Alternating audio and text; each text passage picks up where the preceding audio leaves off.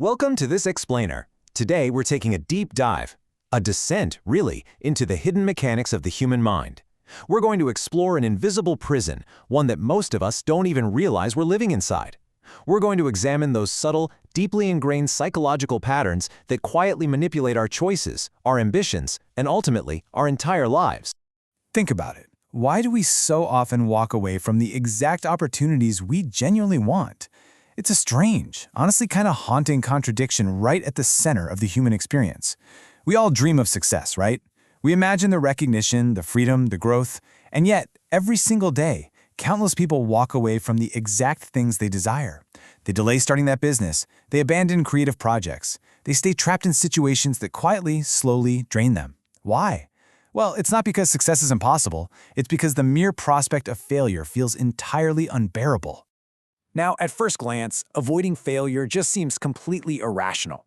After all, failure is simply an outcome. It's just a temporary event, right? But for many of us, it feels so much larger than that. It feels deeply emotional, existential even. Because we aren't just afraid of the event itself, what we really fear is the revelation. We fear what that failure appears to reveal about us as individuals. Consider the profound difference between two very simple thoughts. I failed versus I am a failure. Now they sound similar, but psychologically, they exist in entirely different universes.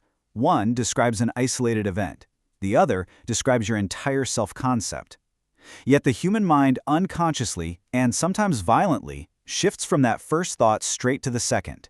A rejected application, a broken relationship. Suddenly, a single outcome transforms into an identity. You see, our brains absolutely despise uncertainty. When an outcome is negative, the mind searches frantically for a reason, and it almost always turns inward. We tell ourselves we aren't smart enough, or maybe we just aren't capable enough. Because we evaluate ourselves through our most painful moments, the fear of failure literally mutates. It becomes this terrifying fear of self-discovery, the discovery of our own imagined inadequacy. And when failure gets permanently linked to your core identity, avoiding it isn't just a choice anymore. It feels like an act of survival. This brings us to the echoes of ancient survival.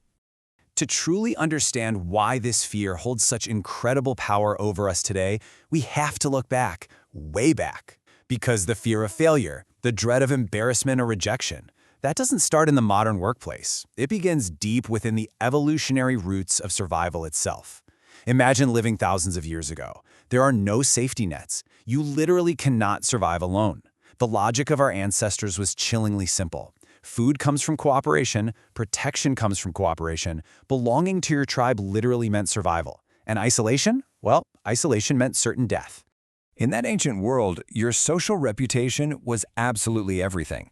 If you were a hunter who repeatedly failed, you lost status. A leader who made poor decisions lost influence. If you appeared incompetent to the group valued you less.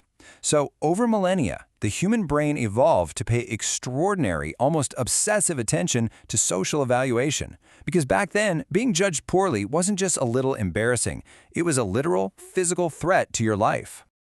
And here is the absolutely crucial point. The modern world has changed, but our emotional machinery has not. When you bomb a job interview or, say, post an unpopular opinion online, you aren't going to be exiled into the wilderness and left to starve. Yet your heart races, your stomach ties itself in knots, your mind replays the agony on an endless loop. What's happening is your ancient emotional system is interpreting a modern social mistake as literal physical threat. So let's talk about the masks we wear. This ancient fear of judgment doesn't want to be seen. It's sophisticated. It rarely announces itself directly as pure terror. Instead, it disguises itself in our modern daily routines. It controls our behavior from the shadows without us even realizing it. Which brings us to one of the most misunderstood concepts in all of psychology, perfectionism.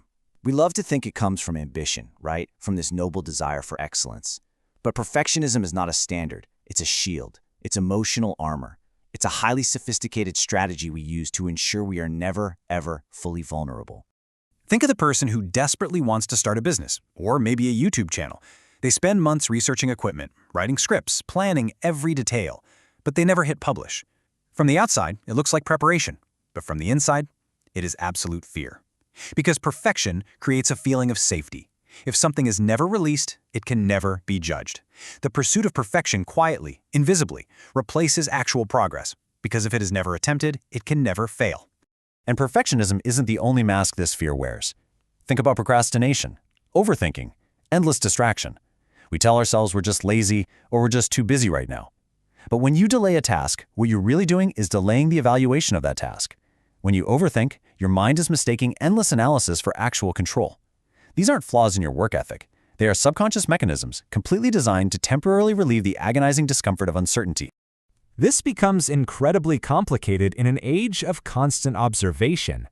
We've established that humans have always cared deeply about judgment, but our modern environment has taken this ancient anxiety and turned it into a suffocating pressure. The contrast is pretty stark. For most of human history, if you made a mistake, it faded quickly. The embarrassment remained strictly local. But today, we live under a constant visibility. One mistake can be seen by thousands of people instantly. And even worse, we are constantly measuring our own raw, messy reality against the carefully curated, filtered highlights of everyone else's successes. This is the ultimate modern psychological trap. Continuous comparison creates immense pressure. That pressure magnifies our deep-seated, evolutionary fear of social rejection. And the result? Complete avoidance. The modern world feels like this endless, exhausting performance where everyone is watching and evaluating you. So how do we respond? We retreat. We stay safely inside the familiar, not because we lack potential, but because extreme visibility amplifies our vulnerability to an almost paralyzing degree. Which leaves us with the ultimate cost of never trying. We spend so much of our energy trying to outrun failure, genuinely believing it to be the ultimate enemy. But we really need to look directly at the actual price of this avoidance. There is an uncomfortable truth hidden inside every major achievement. Failure is a prerequisite. Think about the scientist whose experiments failed hundreds of times, the entrepreneur whose first business totally collapsed. We only ever see the smooth success story in retrospect, but lived reality is entirely different. Growth is messy. It's inherently inefficient. Adaptation literally requires encountering failure. So we find ourselves facing a really profound contradiction. We fear failure because we think it makes us weak, but avoiding it is precisely what limits our resilience. By trying to avoid pain, we accidentally avoid development.